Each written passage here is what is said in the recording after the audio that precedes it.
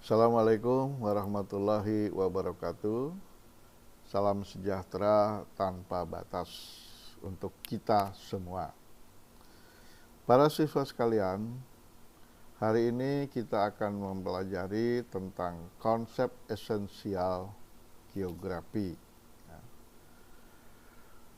Kita ketahui bahwa pada seminar lokakarya di Semarang yang diselenggarakan oleh Ikatan Geografi Indonesia atau yang kita sebut dengan IGI, ya, kita singkat dengan IGI, itu pada tahun 1988,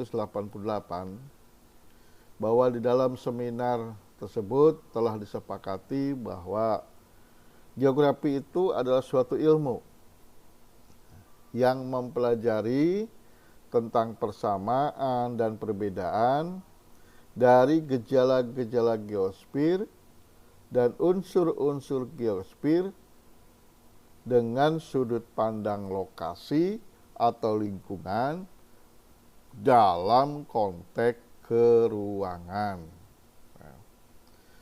Para siswa sekalian, konsep geografi itu ada 10.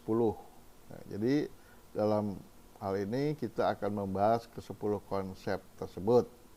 Nah, konsep yang pertama adalah yang disebut dengan konsep lokasi, di mana konsep lokasi itu menjelaskan lokasi atau tempat atau posisi fenomena geosfer, tentunya yang terjadi di permukaan bumi. Nah, karena itu menunjukkan tempat atau lokasi, maka konsep lokasi ini terdiri dari 2, yaitu lokasi absolut dan lokasi relatif. Nah, sekarang kita lihat, apa sih lokasi absolut? Ya. Lokasi absolut itu menunjukkan suatu objek, ya, yang ditentukan oleh garis astronomis, yaitu garis lintang dan garis bujur. Nah, sebagai contoh para siswa sekalian, lokasi absolut ini bisa kita contohkan letak Indonesia. Letak Indonesia, bahwa letak Indonesia itu 6 derajat lintang utara sampai dengan 11 derajat lintang selatan. Ya. Juga 95 derajat bujur timur sampai dengan 141 bujur timur. Nah, inilah sebagai contoh konsep lokasi absolut. Jadi tetap, ya, absolut itu tetap. Ya. Jadi menunjukkan lokasi yang tetap secara astronomis tadi. Kemudian yang kedua, lokasi relatif. Ya, yang kedua, di mana menunjukkan letak atau tempat yang dilihat dari daerah lain di sekitarnya. Nah, untuk lokasi relatif ini dapat berganti-ganti sesuai dengan objek yang ada di sekitarnya. Artinya bahwa lokasi relatif ini bisa saja berubah dari sudut pandangnya atau dilihatnya. Misalnya contoh, Indonesia berada di antara 2 benua, ya, dan 2 samudra. Nah, andai kata misalnya nama benua ini diganti, berarti kan dia akan berubah. Ya. Jadi ini pada lokasi relatif, jadi tidak tetap soal namanya itu. Jadi inilah perbedaan lokasi absolut dengan lokasi relatif. Ya. Berikutnya adalah konsep yang kedua, yaitu konsep jarak.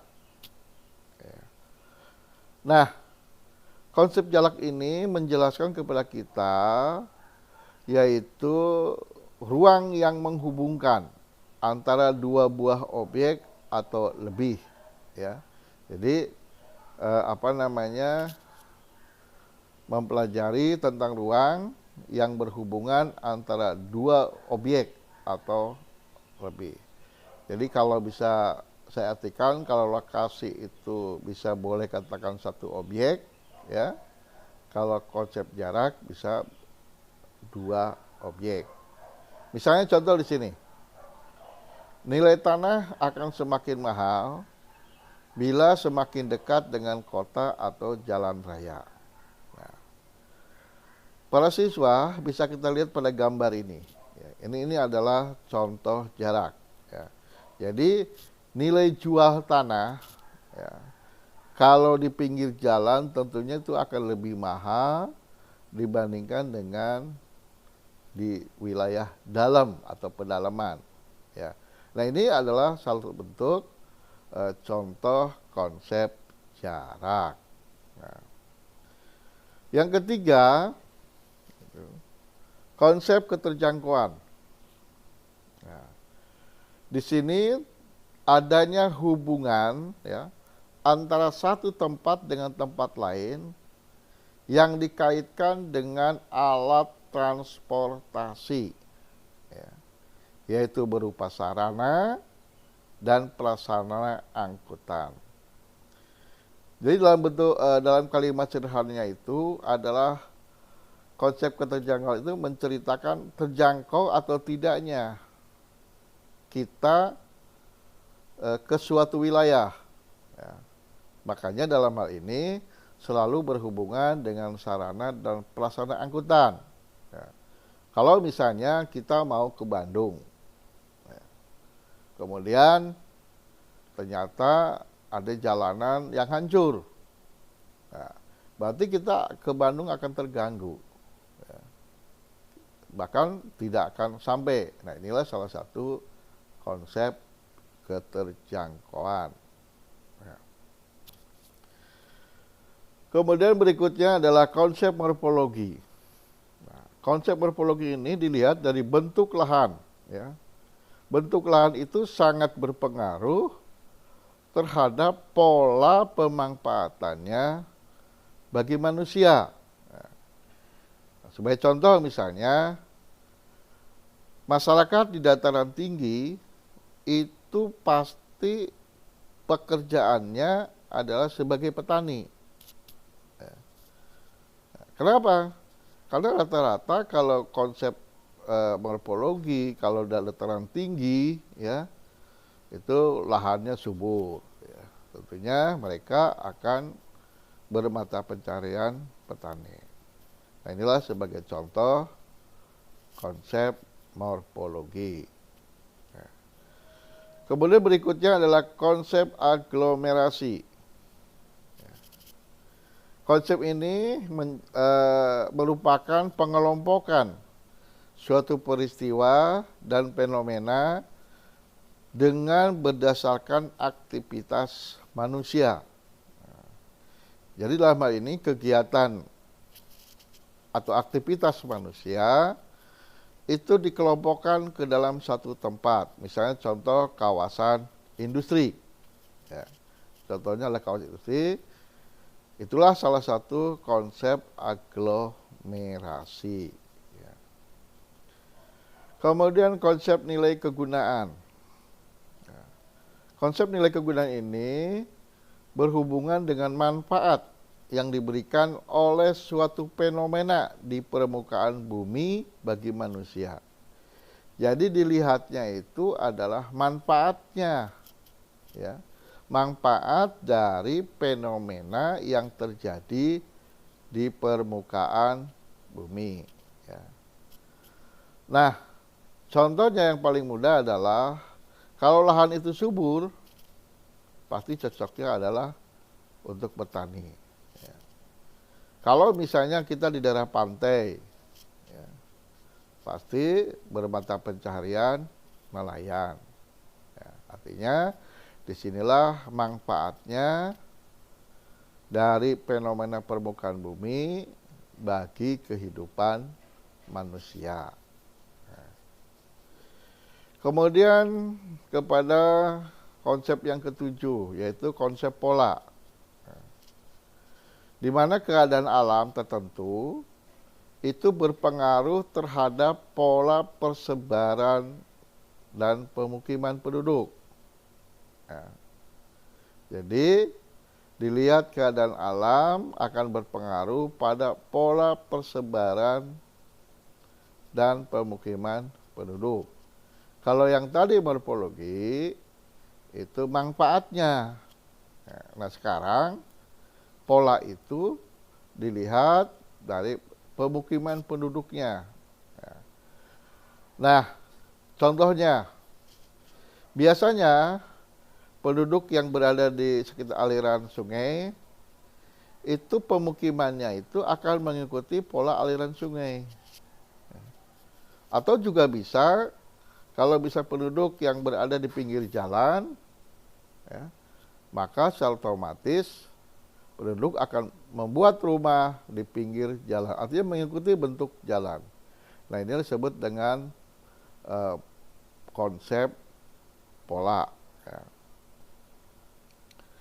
Kemudian yang kedelapan adalah konsep diferensiasi area. Di mana konsep ini berhubungan dengan adanya perbedaan ciri khas suatu wilayah dengan wilayah yang lain. Jadi karena ada perbedaan, ya, perbedaan ciri khas satu wilayah dengan wilayah lain. Misalnya contoh, ya, di daerah pantai pasti akan menghasilkan garam. Ya.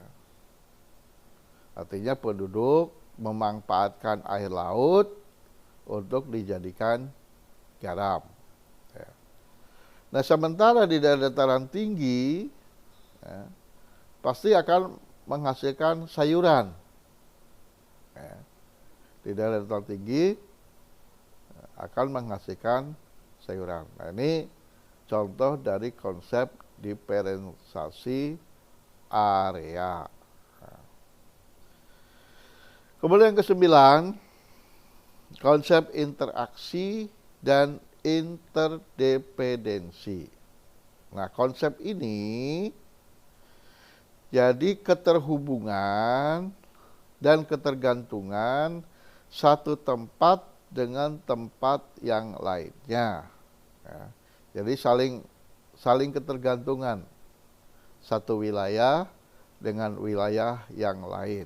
Ya, contohnya, misalnya kota itu membutuhkan hasil pertanian. Nah, artinya kebutuhan kota itu dihasilkan dari daerah pertanian. Nah, tentunya daerah pertanian itu pasti daerah pedesaan. Ya, karena di kota tidak ada pertanian. Ya. Nah, sebaliknya di desa itu membutuhkan teknologi, ya. Sehingga terjadilah di sini terjadi interaksi. Ya. Kota membutuhkan hasil pertanian, ya, untuk kebutuhan pokoknya, sedangkan desa itu salah satunya adalah membutuhkan teknologi, ya, dalam rangka untuk misalnya membajak sawah, artinya yang menunjang kepada mata pencaharian mereka. Inilah sebuah contoh konsep interaksi dan interdependensi. Yang terakhir adalah konsep keterkaitan. Artinya konsep keterkaitan keruangan, di mana konsep ini menyangkut keterkaitan persebaran gejala geografi di satu tempat dengan di tempat lainnya. Misalnya contoh lah yang kita di Jakarta ini, kita kan kadang-kadang suka banjir, ya. Kita banjir. Nah, banjir ini selain di Jakarta memang hujan, juga ditambah lagi kiriman dari Bogor, ya, kiriman dari Bogor, karena mungkin aja di Bogor hujannya lebat, sehingga di Bogor tidak bisa tertampung, dia mengalir ke kita melalui sungai. Nah, akhirnya Jakarta nambah lagi air sehingga terendam. Bahkan kadang-kadang di Jakarta tidak hujan, Pada wilayah-wilayah tertentu kayak Cipinang dan sebagainya yang dilalui oleh aliran sungai itu, maka akan terjadi banjir di kita. Kadang-kadang tengah hari borong, ya, tahu-tahu panas, tahu-tahu wilayah itu menjadi banjir. Kan dapat apa? Dapat kiriman dari Bogor. Nah itulah 10 konsep, ya, 10 konsep geografi, dan mudah-mudahan bermanfaat untuk para siswa sekalian. Kita akhiri. Wassalamualaikum warahmatullahi wabarakatuh.